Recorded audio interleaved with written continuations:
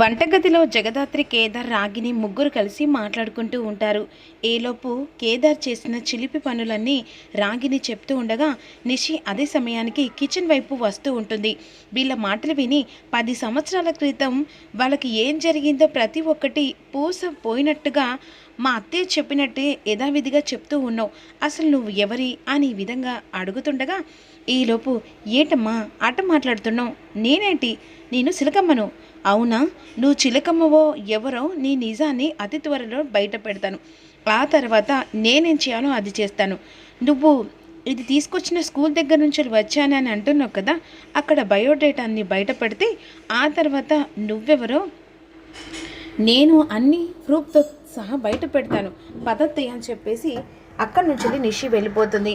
ఈ లోపు వెంటనే నిషి లోపలికి వచ్చి, ఎలా అమ్మా, ఎలా రాగినిలాగా తనని బయట పెడతావు అని వైజయంతి అడుగుతుండగా, ఎలాగైనా సరే నా అనుమానం ప్రకారంగా, తన మాటల ప్రకారంగా తను చిలకమ్మ కాదు రాగిని అత్తేలాగా అనిపిస్తుంది. ఏంటి నిషి, ఏం మాట్లాడుకుంటున్నారు అని యువరాజ్ వస్తాడు. నాకెందుకో మన ఇంట్లో పనిచేస్తున్న చిలకమ్మ రాగిని అత్తేలాగా అనుమానంగా అనిపిస్తుంది అనే విధంగా యువరాజ్కి చెప్తూ ఉంటుంది నిషి. నిషి, ఎప్పుడు చూసినా ఆ చిలకమ్మ మీద అనుమానం పడుతూనే ఉన్నావు. చిలకమ్మ చిలకమ్మలాగా కనిపించకుండా ఇంకెవరిలాగా కనిపిస్తుంది నీకు మాటి మాటికి అని యువరాజ్ అంటుండగా, నాకెందుకో మా అత్తయ్య మాటలు విన్నట్టుగా, తను యాజ్ ఈజీగా అక్కడ ఏం జరిగిందో ప్రతి ఒక్కటి చూసినట్టుగా, ఆ రోజు ఫంక్షన్ నాడు మా నాన్న వస్తే అన్నయ్య అని చెప్పేసి ప్రేమగా పిలిచినట్టుగా, అలాగే తను చిలకమ్మ కాదు మా రాగిని అత్తేలాగా అనిపిస్తుంది అని నిషి ఈ విధంగా అనేసరికి, ఏంటి తను మీ రాగిని అత్తేనా? ఆల్రెడీ తను చనిపోయింది కదా. లేదు, తను చనిపోయినట్టు నాకెందుకు జగదాత్రి కేదార్ కావాలని నాటకం ఆడింది. అంత పెద్ద డౌట్ నీకెందుకు వస్తుంది?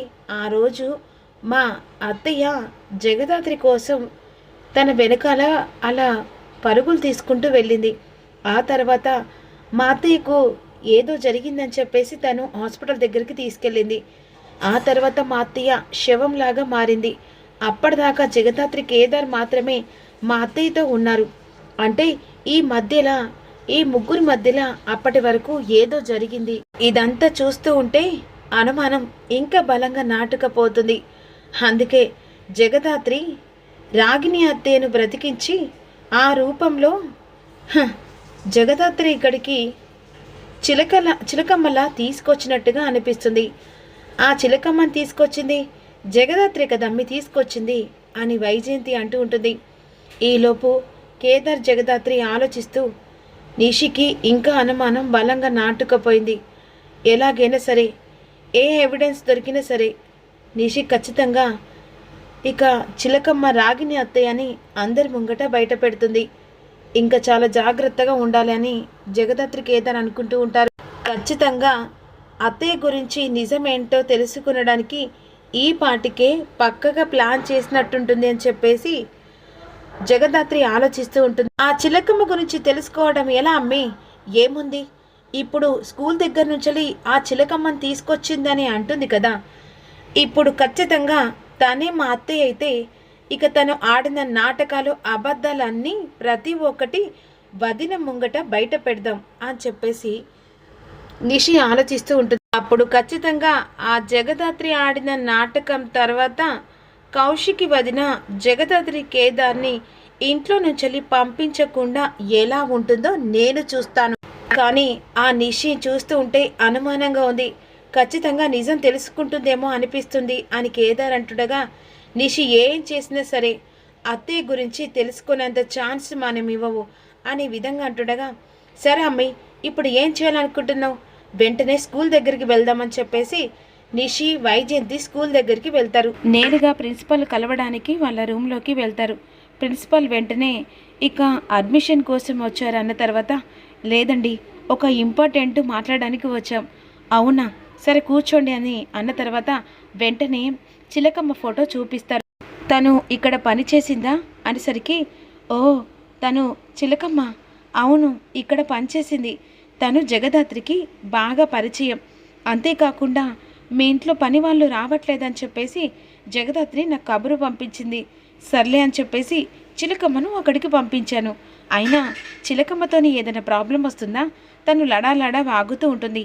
అంతేకాదు ఎవరైనా మాట్లాడితే సరు ఇక నా వాళ్ళు అన్నట్టుగా ఫీలింగ్లో ఉండి ఇక మంచి చెడు ఆలోచించకుండా అలా మాట్లాడుతూ ఉంటుంది. తన వల్ల ఏదైనా ఇబ్బందిగా అనిపిస్తుందా అని తెలివితోనే ఇక ప్రిన్సిపల్ నిషిని అడుగుతూ ఉంటుంది. తను నిజంగానే చిలకమ్మనా?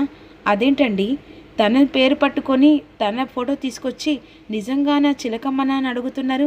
మీకెందుకు డౌట్ వచ్చింది? అబ్బాయి ఏం లేదండి, మా కోడలు వల్ల మేనత్త ఇట్టాగే ఉండేది, అలా అని చెప్పేసి తనేమో అని అడగడానికి వచ్చింది. అయ్యో అదేంటి, మరి మీరు ఏ జనరేషన్లో ఉన్నారు? కామన్గా మనలాంటి వాళ్ళు 7 ఉంటారని చెప్పేసి పురాణంలో వస్తూనే ఉంటుంది కదండి. అలాంటప్పుడు మనిషిన పోలిన మనుషులు ఉండారా ఏంటి? మీ అత్తేలాగా ఉంటే ఇంకా మంచిది కదా. చిలకమ్మ మనసులో ఏ స్వార్థం ఉండదు, తనతో మీరు సంతోషంగా ఉండొచ్చు. కాకపోతే తను లడ బాగుతుంది అంతే. ఇంకేమైనా ఇన్ఫర్మేషన్ కావనా? లేదండి, ఇక మేము బయలుదేరుతాం అని చెప్పేసి నిషి వైజయంతి బయటకు వస్తారు. ఇదేంటత్తయ్య, ఒకటి అనుకుంటే ఒకటి వచ్చింది.